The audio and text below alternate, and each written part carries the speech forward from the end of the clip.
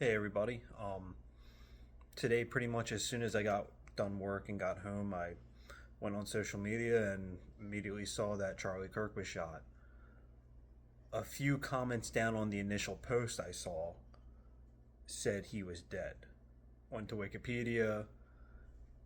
His death date was posted. A moment later, it was updated that he wasn't dead yet.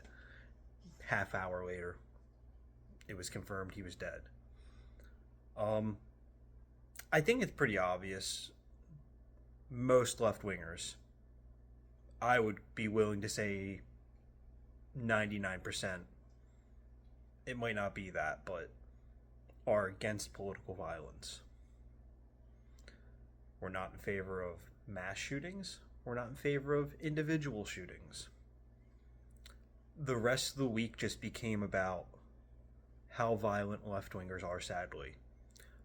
It is no secret people on the left and liberals and many centrists even didn't see Charlie Kirk as a decent human being or a good person at all.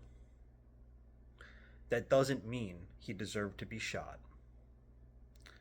We saw the Minnesota lawmakers, the Democrats who were assassinated earlier this year by a far right winger.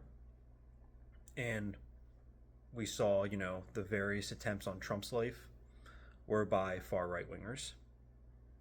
Of course, it's not exclusively far right wingers. There have been left wingers that have done things like this. It doesn't make it a left wing ideology. It doesn't make it a left wing policy or belief that this is how to get your opinion across, how to get what you want done to come to fruition. It's very sad.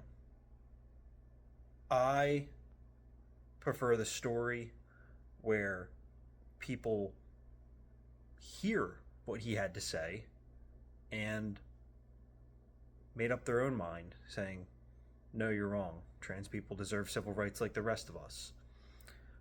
Gun control is necessary.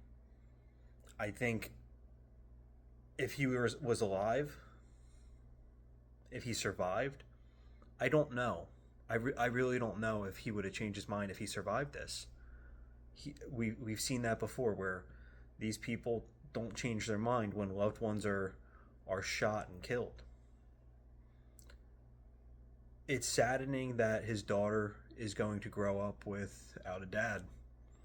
So I cut that video because I was getting pretty choked up talking about it. I started talking about his daughter is now going to grow up without a dad. That hurts me. I don't have kids of my own, but I know what it's like to lose a loved one.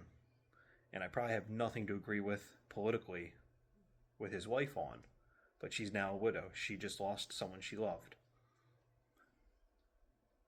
We can't let our hatred and how disgusted we were by his political views, his general cultural views, his religious views, to cloud our judgment and get in the way of how we react to things. He didn't deserve to die. People don't deserve to die.